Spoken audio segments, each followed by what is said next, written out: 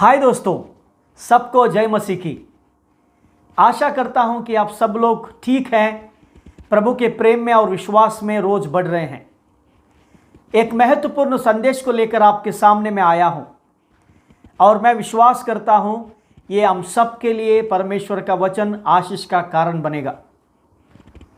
मैं हमेशा परमेश्वर के वचन को सवालों से शुरू करता हूं, तो इस वीडियो में आपको क्या क्या सिखाऊंगा उसके बारे में आपको मैं पहले बताऊंगा, उसके बाद में हम लोग संदेश में जाएंगे। सबसे पहला पॉइंट मेरा होगा, एक स्वर्गदूत 15 सेकंड में शैतान कैसे बन गया। दूसरा, एक मनुष्य 15 सेकंड में शैतान का दूत कैसे बन सकता है। तीसरा पॉइंट, परमेश्वर ने इस धरती पर सृष्टि की वस्तुओं में से कौन सी सृष्टि ने सबसे पहला पाप किया, वो पाप कौन सा था और उस पाप का नतीजा या अंत कैसे हुआ।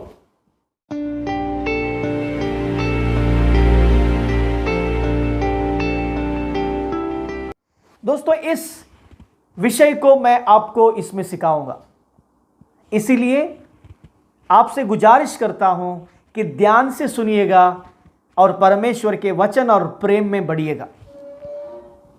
दोस्तों, अगर मैं आपसे प्रश्न पूछूं, सबसे पहला किसने पाप किया और वो पाप कौन सा था और वो पाप किधर किया गया, यह सवाल मैं आपसे पूछ रहा हूं, तो आपका क्या उत्तर होगा। मैं जानता हूं तुरंत आपके मन में उत्तर आया होगा, यह पाप आदम ने किया, परमेश्वर की आज्ञा को तोड़कर किया और ईदेन गार्डन में किया, है ना।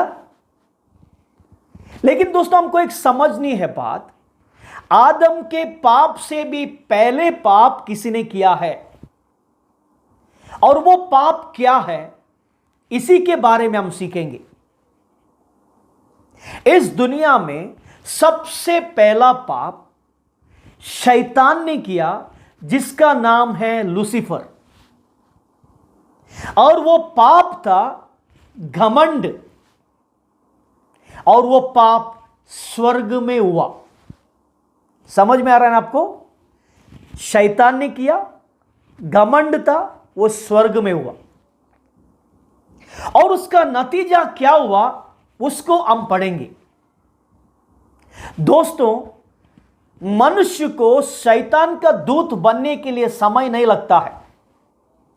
जैसे शैतान जो है 15 सेकंड में सबसे खूबसूरत, सबसे ओनार, सबसे बुद्धिमान, सबसे अच्छा आराधना करने वाला, परमेश्वर के बाद में दूसरा नंबर में आने वाला वो स्वर्गदूत सिर्फ 15 सेकंड में शैतान बन गया। वो चमकता हुआ तारा था, परमेश्वर का खास था। सिर्फ 15 सेकंड लग गए उसको परमेश्वर ने स्वर्ग से धक्का मार के निकालने के लिए, उसको संसार में फेंकने के लिए, परमेश्वर के उपस्थिति से दूर करने के लिए। आपके मन में यह विचार आएगा, वो पाप कौन सा है, उसको मैं आपको बाइबल के अंदर से पढ़ के सुनाऊंगा। एजिकेल की किताब, उसका 28 अध्याय का उसका दूसरा वचन आपके लिए मैं पढ़ना चाहता हूं। उधर लिखता है, हे मनुष्य के संतान, सोर के प्रधान से कहा, परमेश्वर यहोवा यूं कहता है। देखिए इधर पाप क्या था, 14 सेकंड का पाप, आप सेकंड गिन सकते हैं।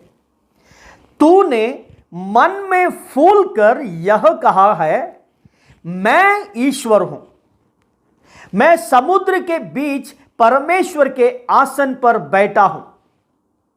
दोस्तों, यही जो पाप था लूसीफर का शैतान बनने में, उसने अपने मन में घमंड किया, उसमें अपने मन में फूल कर यह कहा मैं परमेश्वर हूं।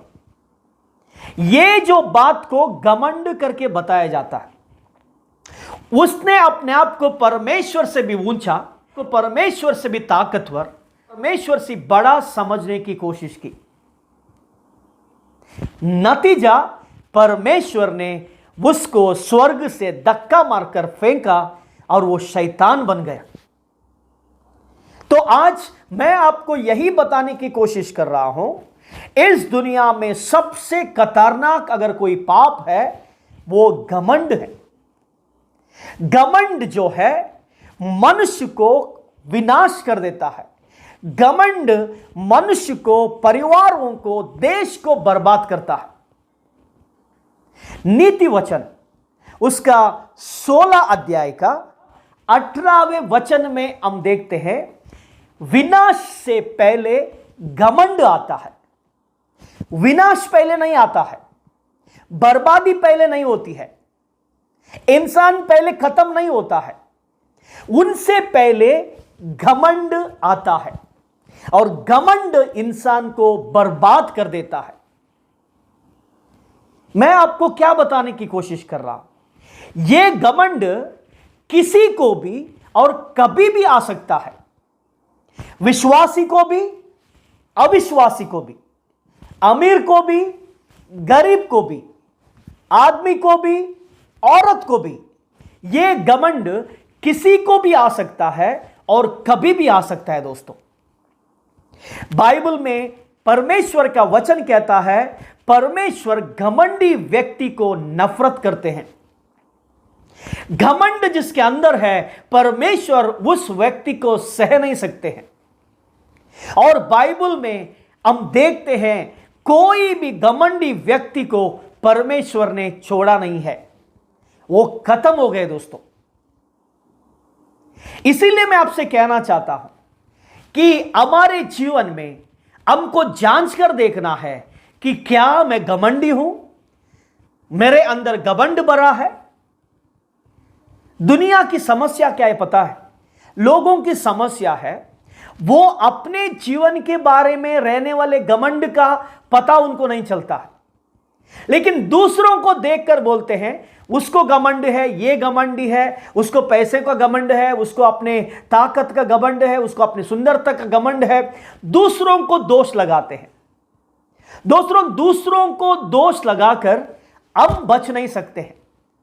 हमारे जिंदगी में सबसे पहले हमको खुद को देखना है कि क्या मेरे अंदर घमंड है। अगर मेरे अंदर घमंड है तो मैंने विनाश का रास्ता पकड़ा है, मुझे कोई बचा नहीं सकता है, कोई बचा नहीं सकता है। दोस्तों, तो आज आप और मैं अपने आप के अंदर जांच कर देंगे कि क्या मेरे अंदर मैंने घमंड को फाल के रखा है, घमंड मेरे ऊपर अधिकार चला रहा है, घमंड से मैं फूल गया हूं। अभी आप बता सकते हैं ब्रदर क्या घमंड है, हमारे अंदर कौन सा घमंड है? बहुत से विश्वासी हैं, उनको अपने आराधना करने के कला में घमंड होता है। सेवक लोगों को अपने प्रचार के तरीके में घमंड आ सकता है।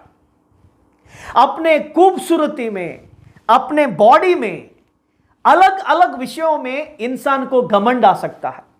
अपने बुद्धि में, अपने ज्ञान में, या कोई अपने पत्नी की सुंदरता में, अपने बच्चों के इंटेलिजेंस में। मेरे पर घमंड किसी का भी हो सकता है।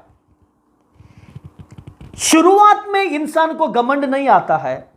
शुरुआत में इंसान हमेशा अपने आप को नम्र दिखाता है, दीन दिखाता है, लेकिन जब उसके जीवन में परमेश्वर की आशीष आने लगते हैं, परमेश्वर की कृपा उनके जीवन में आने लगती है, तो घमंड घुसता है। दोस्तों, और ये घमंड क्या करता है?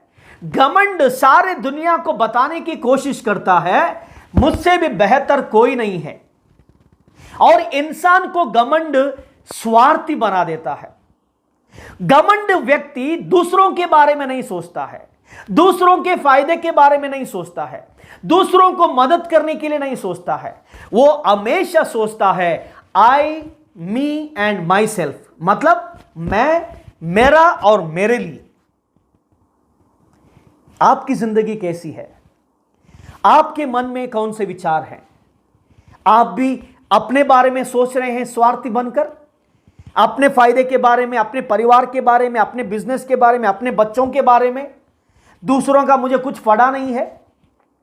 तो दोस्तों, कहीं ना कहीं घमंड घुस गया है।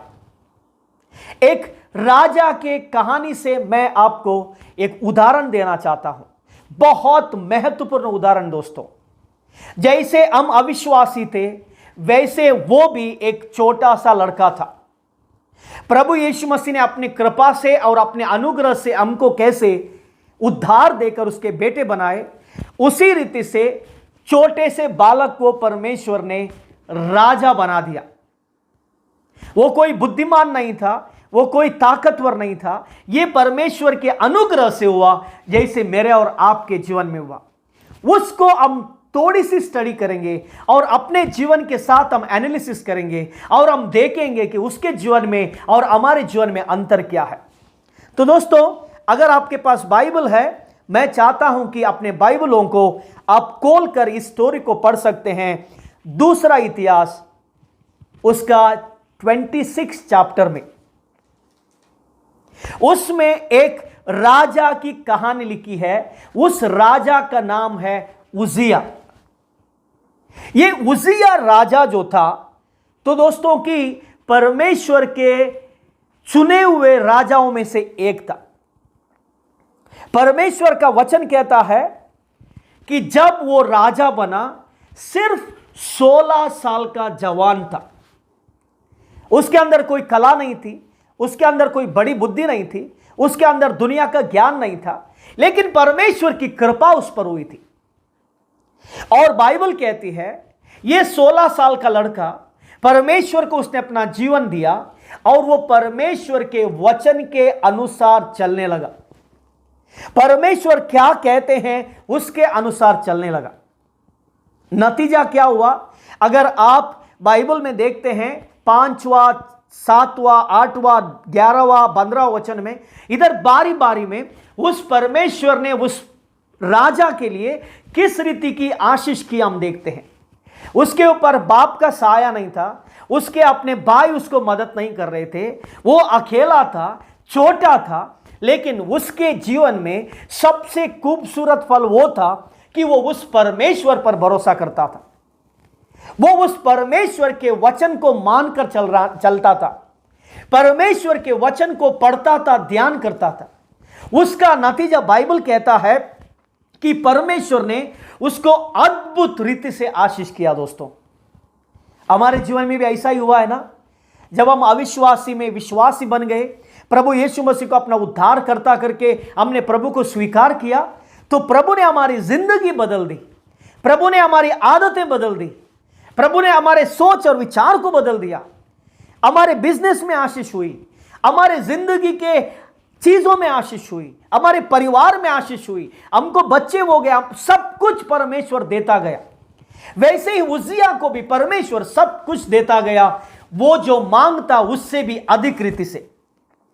और बाइबल कहती है कि परमेश्वर ने उजिया राजा को हर चीज में मदद की। वो युद्ध को जाता, परमेश्वर उसके साथ जाता, दुश्मन उसको मारने आते, परमेश्वर उसके सामने खड़ा होकर उसको मदद करता। वो अपने देश के लिए बड़ी बड़ी इमारतें खड़ा करने के लिए सोचता, परमेश्वर उसकी सहायता करता था। जैसे मुझे और आपको परमेश्वर ने सहायता किया है। आज हम जिंदा हैं, ये परमेश्वर के कारण है। आज हम सांस ले रहे हैं, ये परमेश्वर के कारण है।